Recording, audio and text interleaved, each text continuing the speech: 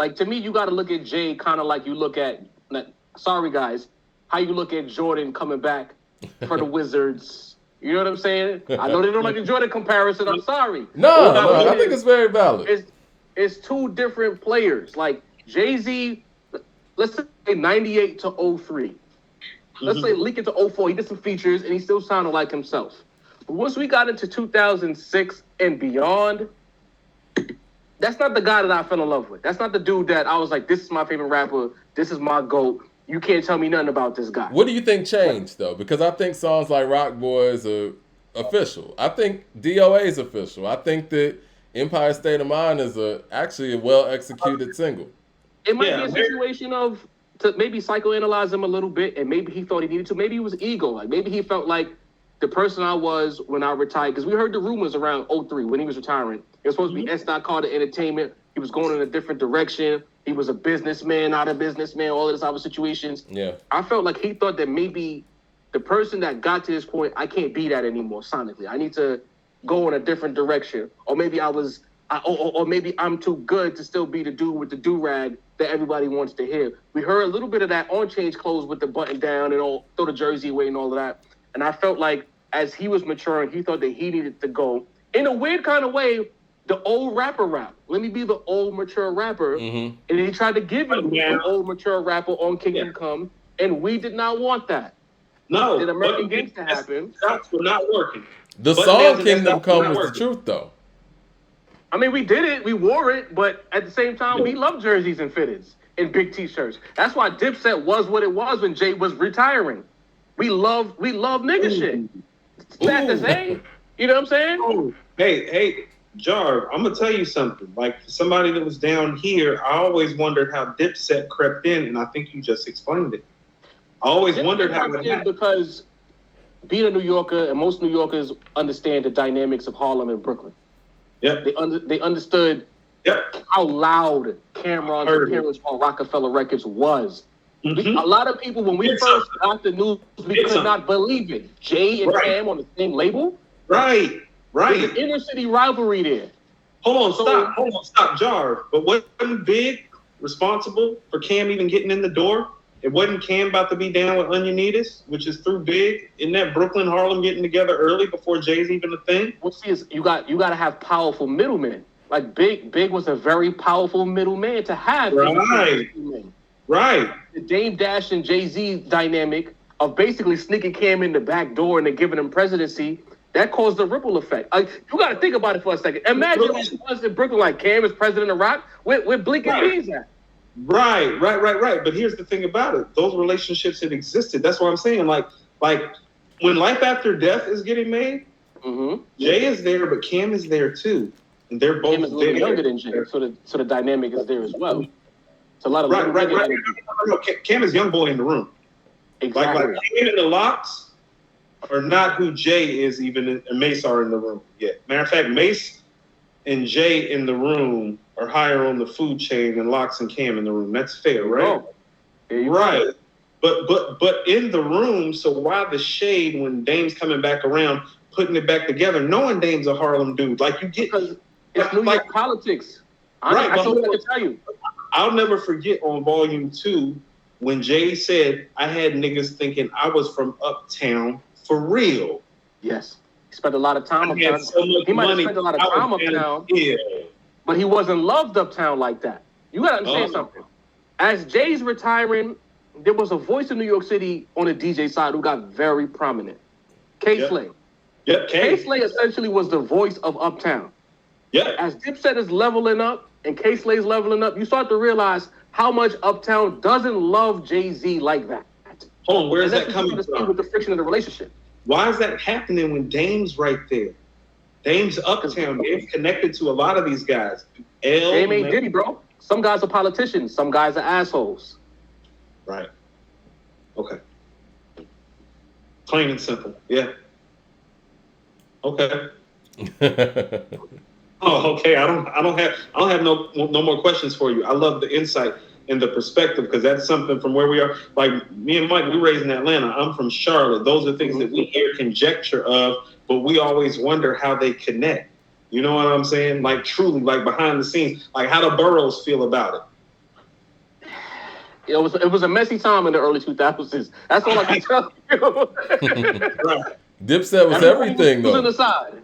Well, you know what Dipset did a real good job of too. Dipset reached out to other regions Yeah. equally, and Jigga was doing that stuff in the '90s when he made Money Ain't a Thing with Jermaine Dupri, and you know what I'm saying, jumped on the High remix and all that. But when they did Bite It, and you know what I'm saying, and they embraced Wayne the way that they did, and Wayne and Jewels was doing what they was doing, that added a lot to Wayne. Even the relationship that they had with T.I., that added a lot to At a T.I. certain point, Jewels was the bigger star than Wayne. He was. I mean, Jewels was on Chris Brown's first ever single. There you I mean, go. come on. There you Wow, go. run it. Yeah. Oh my God, run it. Mike, I Jewels is just had supposed to be I'm a sorry, star. I had to answer. Hold on, I had to answer some family biz very quick. But like, yeah, I just forgot run it. That's hey, you want to know what? Like, Jar, what happened to Jewels? Like, I know the charges happened, but like, he seemed to be in position to be even bigger than Cam. I think record label politics, from everything I read, because the first thing y'all got to think about when Rockefeller split and artists started scattering, the fact that most of Dipset went over to Koch, but Jewels was still over at Def Jam. Yeah. That was the first question mark. Like, wait a minute, what? You know what I mean? And I'm sure the And I people at felt Def Jam didn't take that very well either, because anytime you're promoting Jewels, you're promoting Koch. Right. And Yeah. Jay-Z's the president. Jewels, I think, if it wasn't his first, I believe his second album went platinum. And then all of a sudden, he disappeared. Right. And I think record label politics, Cameron, because him and Cam had a falling out over that. There were certain things that played behind the scenes that we'll probably never get the full story of that played a role in that. It wasn't Jay-Z's fault that Jewels fell off. Jewels was supposed to be the face. There's a dark period of New York rappers who are responsible for where we are today. And Jewels is on that list. Lloyd Banks is on that list. Fabulous is on that list. And a few other guys that I won't name right now who dropped the ball when the South was getting hot. You don't think New York radio is to blame for a lot of that? Maybe, because payola's a thing. Mm-hmm. But at the same time, these artists were not putting out prolific bodies of work either. Fabulous, like put it this way, Fabulous had Return to the Hustle, right? Big record. Sound like New York. He decides to put out Diamonds as a single instead to lead it, to feed into the South energy. It just felt like, you guys are not doing what we need you to do. Well, Fab was that was around the time when Fab was with, like, you know, Jeezy and all of that and that whole movement too, right? Right. Yeah, because there was a few things. I remember when I came up to New York, it had to be like in 05. And, you know, you hear all these things about like Hot 97. New York sounded crazy in 05. Yeah, and it was like, I'm sitting here listening to Hot 97, wanting to get my New York fix, thinking I'm about to, you know what I'm saying, hear like some new underground Mobb Deep or something. And I was hearing the same shit I was hearing in Atlanta. He was hearing a lot of Jeezy in 05. He was controlling New York radio. Yeah. A lot of Jeezy. I think early Ross, if I'm not mistaken. Mm-hmm. A little bit of the snap music didn't really take like that. A little bit of the snap. Dipset was doing their crunk music era around that time. I think The Lil bounce Jon was totally getting different. played a lot too. Yeah. Yeah. Fat Joe was in Miami making southern-ish kind of music as well. Right. Now, what happened to New York kind of like supporting, like, I guess, local artists to a degree? Do you think the local artists changed their sound, or do you think that... Politics, bro. Yeah. Really, New York became very fractured. Let's say, like the thing that doesn't get reported a lot is after the Nas Jay-Z situation, that kind of fractured the city. Then you got the Rockefeller conflict, because Rockefeller was kind of the flag waving for East Coast rap. They split up, Dame splits up, that kind of power in the room, it gets a little weird, right? Mm-hmm. Then you got 50 Cent and Ja Rule. That's fracturing the city. Wu-Tang don't have a voice on the radio because they had beef for Hot 97. Power 105 wasn't what it was. They were still in their infancy. Like all the vessels, all the important vessels were fracturing the city. Then you have the advent of the new nerd rap culture with Kanye and them boys who find a little bit of a lane. So it got so splintered that it was like, what is East Coast rap? You know what I'm saying? Like, we didn't have a distinct face or representative to really say, this is the flag waving sound. This is the person that represents the city. We didn't have anybody. Who was it? 50 was done by like 07, if you really think about it. Well, what do you think 50 did for New York hip hop? I mean, because I feel like 50 was kind of regionless in a sense. Like nothing. His mixtape shit He just happened to be from New York. Yeah. Because he went outside of New York to get his deal, and it's not like he collaborated a lot when he was at his hottest with New Yorkers. Well, he had the Magic Stick song with Kim, and then he started beefing with her. Well, no. Well, it's not even that. I mean, everybody. I mean, the heads know this. 50, got his break through Nas and through Onyx because he's from Queens. He used to run with Bravehearts and Nature. But and the big break came with Eminem. But what I'm trying to say is that when he was a New York rapper, he was just another New York rapper. That was the thing. I remember 50 from the old mixtapes. He wasn't even as nice as Nature. Am I wrong, Jar? Bruh, 50 has never been like considered a lyricist. And I remember vividly there was an interview he did. I think Cypher Sounds used to have a radio show Sunday nights where he spoke about leaning into more of a Southern cadence to create the sound that he blew up with. Yeah. So it's like to say what he did for New York, he left New York to blow up. What was that song, Poorer to Richer, something like that? That's not a New York record. Right. I was a poor nigga, now I'm a rich nigga. Right. That's Young Buck. We had this dude, Saigon, who was supposed to be the next guy. He didn't know who he wanted to be. There's a lot of guys. I remember Saigon. Industry politics or whatever the case, they didn't take the baton. I remember Uncle Murder kind of being next for a second. Hold on. Got the bars. Hold on. I remember Saigon. Saigon had his buzz and took like 2 years to make that debut album with Slay. And it was yeah. He took too long. He missed his opportunity. He had it for a second. He was next. I remember Saigon. I remember Jada being next too. It's like everybody was really leaning on Jada's first project, Jada and Prodigy, because there was a big build up. Rest in peace, P. That first album, all time for me personally. HNIC is untouchable in my opinion. Keep It Thorough is crazy. How do you feel about HNIC? Where would you place it? Like, you think it's better than Murder Music? I won't say it's better than Murder Music. Okay, better than Hell on Earth. But like for me, like it's a lot of nostalgia attached to HNIC. Hold on, you want to know what? Rank the Mob albums for me, Jar. Like I know The Infamous is probably number one, but is Hell on Earth or Murder Music the better album to you? I think Hell on Earth is their best. I've Better heard than that The Infamous? before. Yeah, The Infamous again. It's tricky because it's like you have nostalgia, and there's certain songs that can lift up a whole body of work. But if we're just talking like front to back, I think Hell on Earth takes it. Jar, we got similar opinions because I actually think Prodigy's best mic performance beginning to end is on Hell on Earth, and I think Havoc's best production job beginning to end is on Hell on Earth. I think The Infamous has the songs that we're going to remember, and that's the There you go. Like it has Survival of the Fittest, Give Up the Goods, and Ship One's Part 2, but beginning to end, Hell on Earth is actually the banger above Murder Music and The Infamous. If we're talking song to song, beginning to end. The Infamous is kind of like when you had your favorite NBA team and they win their first championship. We always remember, they might three-peat, but we remember that first one more than all of the championships. Yeah. No. I agree with you on that because I tell people all the time, like, my favorite Prodigy verse is actually Nighttime Vultures. Nighttime Vultures is my favorite Prodigy verse. Like, I know everybody is stuck off The Infamous, and all that and Give Up the Goods. But Nighttime Vultures is my favorite Prodigy verse. And Trife Life 2 by Havoc is when I realized Havoc was a dope MC. And that's one of the doper beats on that album. I wish Prodigy actually would have rapped over more Trife Life. I just wish Prodigy did before he passed away. Like, I felt like as he's getting with G Unit, he's getting more adulation. He started to like dip as far as his ability. He fell off a cliff. In my opinion, man, it's one of the biggest clips I've ever seen, man. And rest in peace to Prodigy. And I first noticed it on a song that I love, "Burn." And the learning. I was like, yo, this song is hard, and Vita's on the hook. And then like his verse, I thought it was so anticlimactic. It was almost like they took his vocals and pasted it on the beat. Like, shout out to Big Noid was really like the second best Mob member for a second. Yeah. At a certain point. Big Noid killed that record, by the way.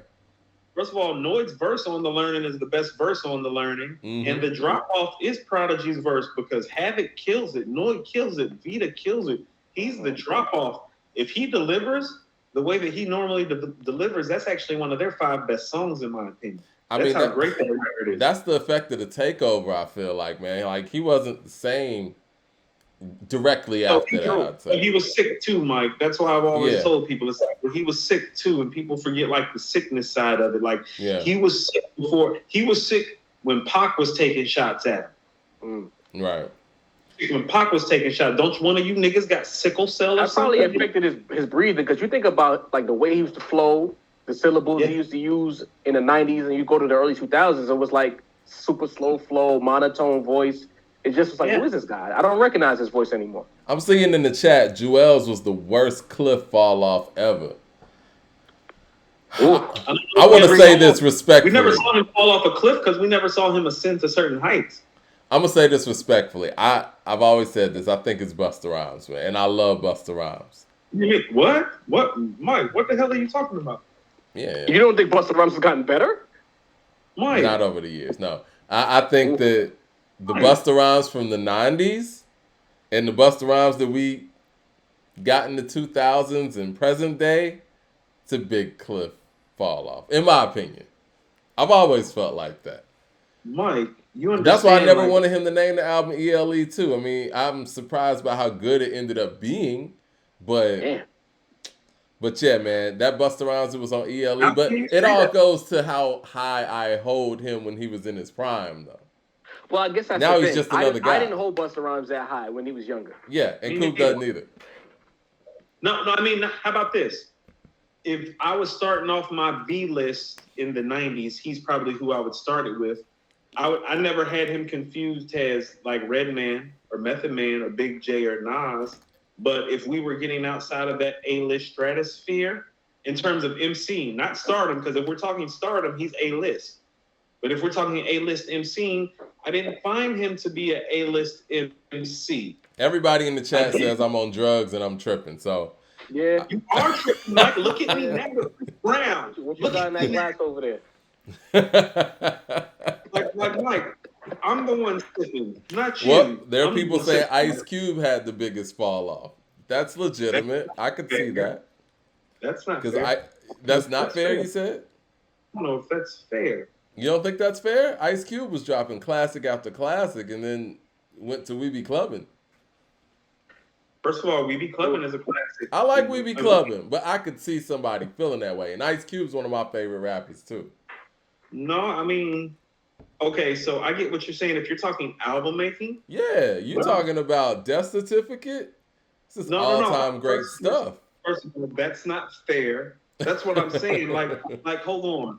If we're doing that for Cube, then we have to say that this run Jay is on, he's fallen off, and that run. But Nas he's giving us verses.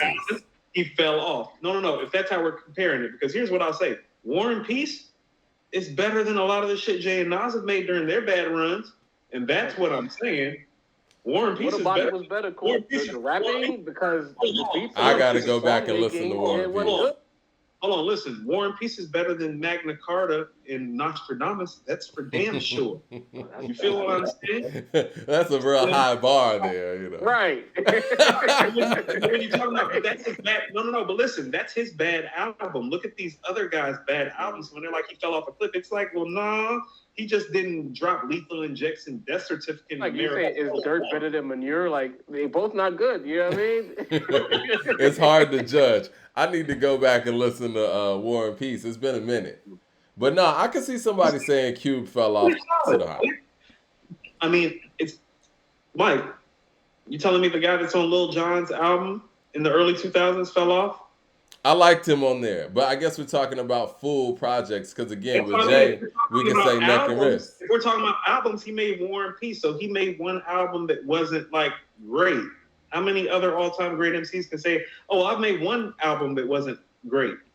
Like Nas and Jay can't say that. Like everything else Cube made was great, including West Side Connection. Well, we talking about drop-offs, though. And West Side Connections, Mac 10 did a good carrying job for the West Side Connection, bro. Come on now. Come on now.